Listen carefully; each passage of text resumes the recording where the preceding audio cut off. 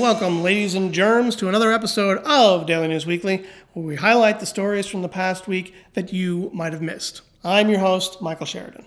Now, this is a classic tale of boy meets girl, boy and girl get married, girl then apparently cheats on boy and girl get divorced, then boy sues other boy for having the affair with girl. Yeah. Robert Kevin Howard was happily married in 2005. About a decade later, he discovered that his wife had been cheating on him. She admitted to it, and they got a divorce. And the heartbroken husband then decided to sue the man who had been sleeping with his wife, or ex-wife, or his wife at the time, then his ex-wife. Now, the couple lived in North Carolina, and this is one of the very few states in the Union that recognizes the alienation of affection tort. Now, to put it simply, this means that a spouse can hold accountable and sue a person for essentially interfering in a marriage and causing that spouse to be deprived of the love and affection of their husband and wife. Now, Howard ultimately won his case and was awarded $750,000. And part of that reason is because, according to NBC News, Howard's attorney successfully claimed that the man who had the affair with Howard's wife, who was somebody that Howard knew, had to be aware that what he was doing was ultimately going to ruin the marriage. Now, before any of you jilted husbands and wives try to rush out there and see if you could file a lawsuit, the alienation of affection tort is actually really rare. Only 5 states in the country actually allow it, including South Dakota, I believe, North Carolina, Hawaii, Mississippi, and Utah. Now, I wonder if there's a statute of limitations that would prevent me from going after Neil Klepscher for kissing Judy Pepper under the bleachers in 5th grade. He knew I was crazy about her. Neil. It was a heartwarming tale of a U.S. Army veteran who passed away at the age of 80, all alone. And then, thanks to social media, thousands of people came out to attend his service. Except it wasn't true, and turned out he did have a family that he abandoned. This is U.S. Army veteran Edward Pearson.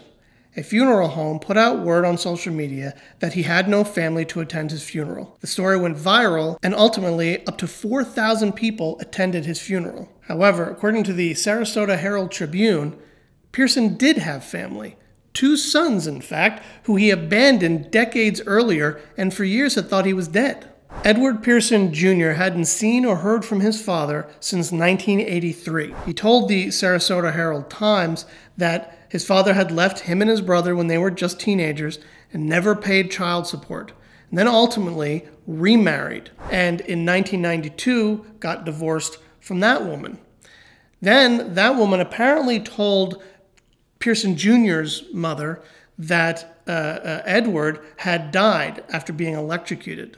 Now, it isn't quite clear why the woman told the family that Pearson Sr. had died, but they assumed he was gone until these stories started popping up on social media about the funeral. Now, Pearson Jr. does claim that he did reach out to the funeral home before the service and told them that he did in fact have family. He has 2 sons. But the funeral home never shared this information, never told anybody that they had been contacted by the family. I suppose there's any number of reasons why the funeral home wouldn't have done that. It was kind of late in the game. It was apparently like a day or 2 before the funeral was supposed to take place. I'm sure it would have turned out to be maybe a little embarrassing or whatever. Or if you want to be cynical, you know, their kind of promotional stunt to create a lot of attention for this funeral would have been ruined if they then had revealed the fact that the man actually did have family. Either way, it's a weird twist in a story that should have been a heartwarming tale. And unfortunately, it seems like these weird twists happen way too often these days. Now, at the top of last week's episode, we talked about a Mets fan who got hit by a T-shirt in the face from one of those T-shirt cannons and apparently got injured, or claims to have been injured, and is now suing over it, and apparently also wants to ban the T-shirt cannons. James Hodgson on Facebook said, maybe pay attention at the games. Just saying. And Tony Glines on Facebook said, stay off your phone at the ball game. Actually, several people kind of made that same similar comment. I don't know that he was on his phone, and I don't know if he wasn't paying attention. But that's what a lot of the comments seem to be going towards. We also tried something interesting on Facebook, at least last week, is we put a poll in and asked the question, should T-shirt cannons be banned? And 34% said yes, 66% said no. I think that was actually pretty cool, and I was really glad to see people really participate in the poll. I was just a little disappointed to see that Facebook doesn't give you any data, so I don't actually know how many of the viewers voted in the poll. It could have just been a few people or a lot of people, but those were the results. And Facebook, maybe you should do something to give us more data from the polls.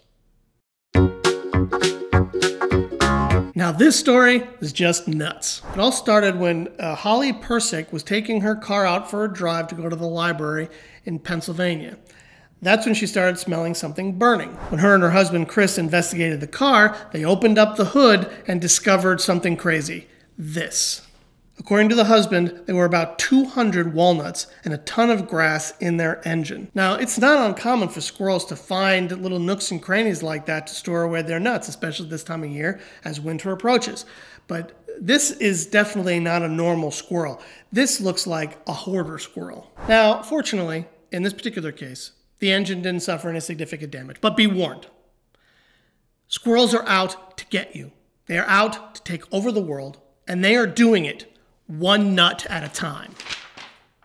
A 21-year-old college student in Florida made the bad decision to blow off jury duty, and it turned his life upside down. DeAndre Somerville, from all reports, is a decent young man who has never been in trouble with the law. In August, he overslept and missed his jury duty, so instead he went to work that afternoon. Now, according to Palm Beach County Circuit Judge John Kastranakis, Somerville didn't call in to explain himself, and when the court reached out to him to try to get an explanation as to why he didn't show up, he didn't respond, so the judge held him in contempt of court. As a result, Somerville spent 10 days in prison. In addition, he was going to have 12 months of probation and was ordered to serve 150 hours of community service. Now, when news got out about this, it sparked outrage, and there were calls of racism, in the sense that because the 21-year-old is black and the judge was white, he was being singled out and given a very harsh sentence because of his race. The judge denies this and claims race had nothing to do with it. In fact, he argues that Palm Beach County has a problem with people not showing up for jury duty. It happens quite a lot. According to WPEC 12 News, only about 30% of those summoned in Palm Beach County ever show up or serve jury duty. So the argument there is that it's causing a lot of problems, and they've been struggling to try to find ways to deal with this issue. But what do you think? I mean, is there any way to know whether or not this is about race, or was this just about a criminal justice system run amok where they applied too harsh of a sentence on something that's very minor? Or is the court justified in trying to do something to stop people from skipping jury duty? If nothing else seems to work, maybe harsher penalties are the answer. What do you think? And that's it. Another episode done. Thank you for watching. And if you enjoyed it, please hit that like button down below. And please leave a comment about some of the stories we talked about this week. We love hearing about you, and we love talking about you in your segment that's all about you. So, thank you. Share, like, repeat.